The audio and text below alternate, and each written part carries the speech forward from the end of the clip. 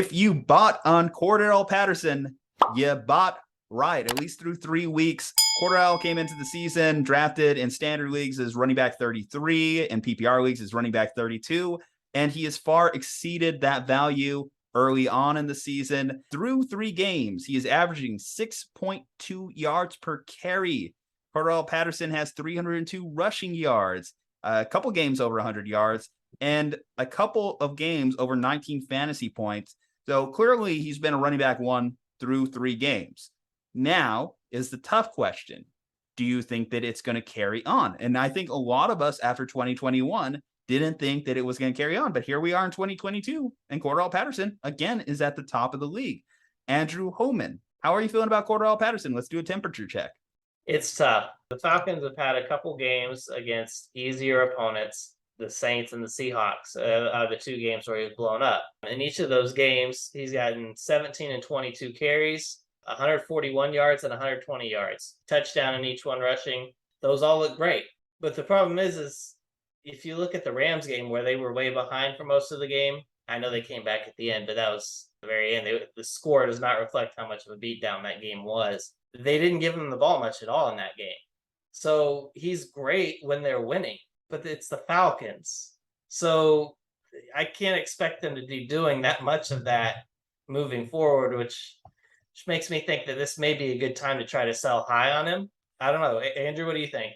No, I'm there with you because I don't think this is going to be sustained for long term. Like you said, it seems like he gets utilized the most when they're either winning or, they're on the verge of winning. So I don't think they utilize him a whole lot. Like in the Rams game, they didn't use him a whole lot towards the end. And, you're going up against a very tough rushing defense in the Cleveland Browns, who are very good at stopping the run. So, how good is that 6.2 yards per carry going to sustain and, hold up well? I mean, we've held up Najee Harris pretty well. We've held up a couple of these other running backs for CMC very well. It's going to be another true testament to what Cordarrelle Patterson can do this season. Is he going to get those 6.2 yards per carry, or is he going to get 3 yards per carry?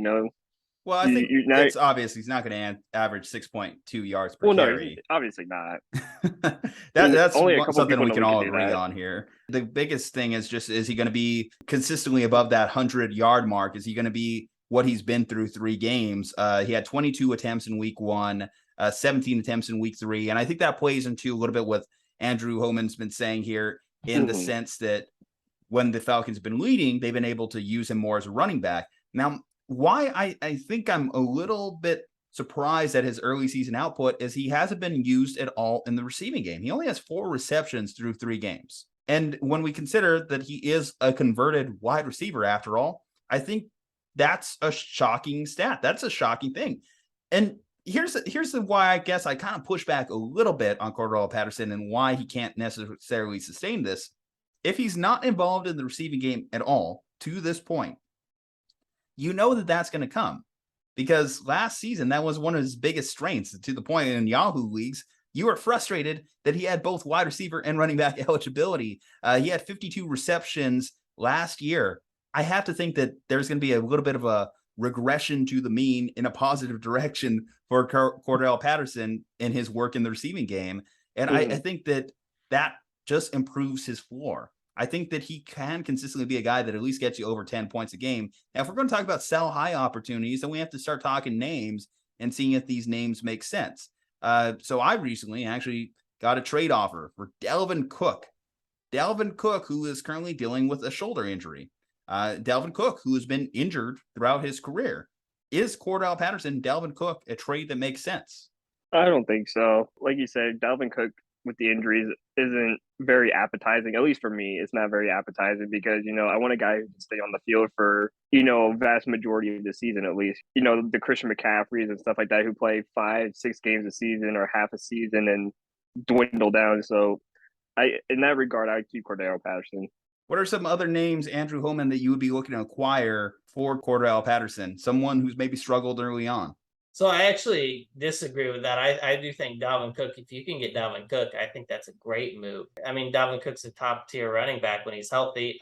He has a shoulder injury all the time. He's used to playing with it, whatever harness he wears or whatever. It seems to work really well for him. Other guys I would try to get, I mean, maybe you could take a swing at Austin Eckler, but I don't know that he's going to get better.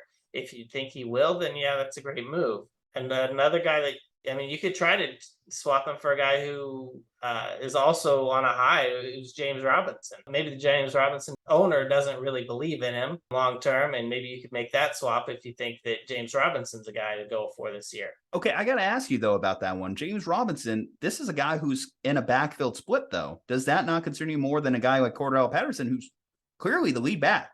No one's challenging him in the backfield in Atlanta. Early on, Al-Jair was one that was talked about, but we haven't seen any of him through the early part of the season. And, of course, Damian Williams, Darrell Williams, one of the D. Williams that they have in the Falcons backfield. Either way, he's injured. He's on IR, so no concern from him taking away carries from Cordarrelle Patterson. So you would rather trade into a backfield split situation with James Robinson? I think James Robinson is going to be excellent this year. The way the Jaguars are playing, I think that they will be very competitive, and I think they may be playing with a lead. Trevor Lawrence looks very good compared to what he did last year with Urban Meyer. I think that this could be a really good team. And I don't think Travis Etienne is a huge threat to take a lot away from James Robinson's work. So, I mean, we agree to disagree. I think that there still is value to be had with Cordarrelle Patterson. I think worst case scenario, he slides back to being a running back too, because I think the receiving work's going to come. I think that there's still going to be that. I don't know if he's going to be continuously pressing at the running back one level, but he was last year. He's at least shown that this is something that's sustainable. It wasn't a one-year write-off, and that at least seemingly Arthur Smith trusts him as the lead back in the Falcons backfield. But anyway, guys, what do you think? Let us know in the comment section. Are you struggling with the conundrum that is Cordarrelle Patterson? Do you have him as a running back? Did you have him as a wide receiver last year? Maybe you had him for his special teams work 5 years ago. We want to know your thoughts on all things Patterson in the comment section. Any fantasy football questions you may have, also throw those below. We're helping any and all week. We're here all year, all day, 24/7, 24/8, 25/8.